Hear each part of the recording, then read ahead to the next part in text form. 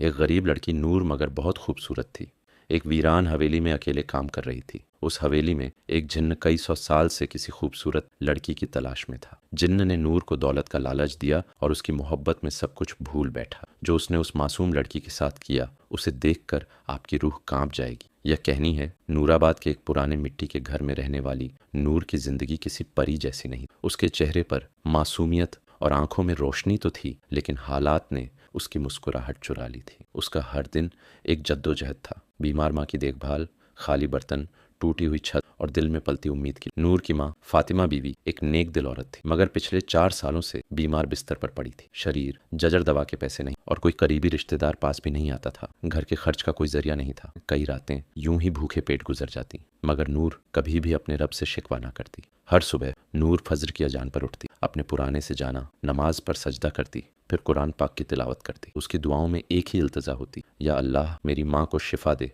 और हमें हलाल रोजी का जरिया अता फरमा। गांव में बहुत से लोगों ने उसे बुरे रास्तों की सलाह, कुछ ने शादी का लालच दिया तो कुछ ने नौकरानी बनाने की पेशकश। बट नूर हर बार सिर्फ एक जवाब दे, मेरे रब ने जो लिखा है वही बेहतर है, मैं अपना सब्र नहीं बेच सकती। फिर एक दिन गांव की एक बूढ़ी औरत ने उसे बताया कि जंगल के किनारे एक वीरान हवेली है, जहाँ सालों से कोई टिकता नहीं, मगर अब मालिक लोग शहर में हैं और वहाँ काम करने वाले की जरूरत है। मेहनत का अच्छा पैसा मिलता है। नूर ने माँ की आंखों में झांक कर देखा, कमजोरी, दर्द और बेबसी। उसने फैसला कर लिया, अगर हवेली में शैतान भी हो तो अल्लाह की कलमा और तिलावत के साथ जाऊंगी। माँ से इजाजत ली, 2 रोटी और कुरान की छोटी किताब झोली में डाली और निकल पड़ी एक ऐसे रास्ते पर जहां उसके सब्र और ईमान की सबसे बड़ी आजमाइश होने वाली थी। जिस हवेली की तरफ नूर रवाना हुई थी, उसका नाम था शमसी हवेली, जो कभी जमींदार नवाब जैनुल आबदीन शमसी की रिहाइश हुआ करती थी। लगभग 100 साल पहले यह हवेली गांव की सबसे आलीशान इमारत थी। संगमरमर की दीवारें, बड़े बड़े झूमर, बाग बगीचे और फव्वारे। नवाब साहब बहुत अमीर थे,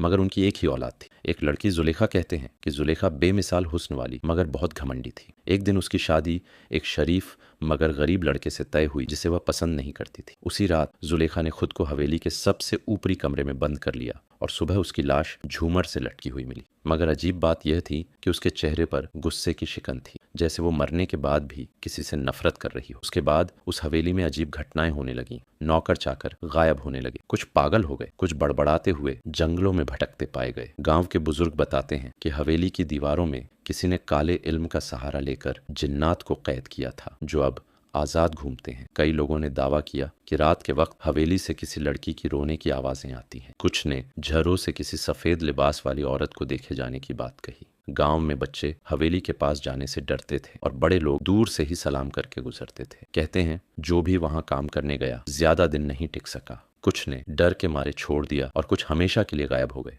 लेकिन नूर ने जब यह सब सुना तो सिर्फ एक बात कही, अगर यह हवेली जिन्हों की है तो मेरा रब भी रब्बुनास, मलिकनास, इलाहिनास है। और इसी यकीन के साथ वो उस हवेली के फाटक से अंदर दाखिल हुई, जहां दीवारों की दरारों में वक्त छुपा हुआ था और हवाओं में जुलेखा के शिकवे अब भी गूंजते थे। शमसी हवेली की दीवारों में बसी वह अदृश्य साया कोई आम जिन्न नहीं था। उसका नाम था कामिल, और वह ना तो पूरी तरह से जिन्न था, ना ही पूरी तरह इंसान। वह उन रूहानी जिन्हों में से था जो पहले इबादत गुजार और फरिश्तों की तरह पाक हुआ करते थे। उसका रिश्ता अल्लाह से गहरा था और वह जन्नत में दाखिल होने वाले जिन्नात की फहरिस्त में था। मगर सैकड़ों साल पहले एक इम्तिहान ने उसे तोड़ दिया। कामिल को एक इंसानी लड़की से रूहानी मोहब्बत हो गई थी। उस मोहब्बत में वह इतना डूबा कि जब वह लड़की किसी और से निकाह कर ली तो कामिल ने अपने रब से शिकायत कर दी, तूने मेरे दिल में इश्क डाला, फिर उसे मुझसे दूर क्यों किया। यह शिकवा उसे रूहानी जिन्न की रूह से निकालकर दुनियावी मोहब्बत में डूबे इब्लीस की सरहदों तक ले गया। वह तड़पते हुए उस हवेली में आया जहां जुलेखा की नफरत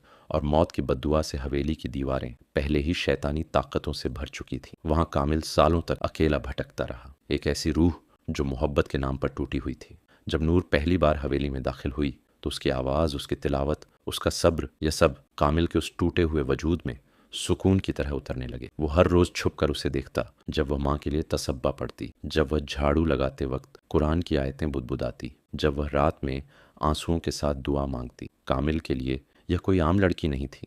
यह मोहब्बत जिस्मानी नहीं थी, बल्कि उसके रूह के उस खाली हिस्से को भर रही थी जो सदियों से तन्हा था, मगर एक जिन्न का इंसान से इश्क, और वह भी अल्लाह की बंदी से। क्या यह मोहब्बत पाक थी या फिर से एक गुनाह की शुरुआत? कामिल खुद इस उलझन में फंसा हुआ था, मगर इस बार वो मोहब्बत को पाने के लिए हर हद पार करने को तैयार था, मगर नूर के लिए नहीं, बल्कि खुद को मुकम्मल महसूस करने के लिए।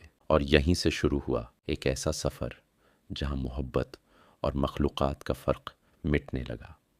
शमसी हवेली में नूर को आए कुछ ही दिन हुए थे, लेकिन कामिल की दीवानगी हर रोज़ बढ़ रहा।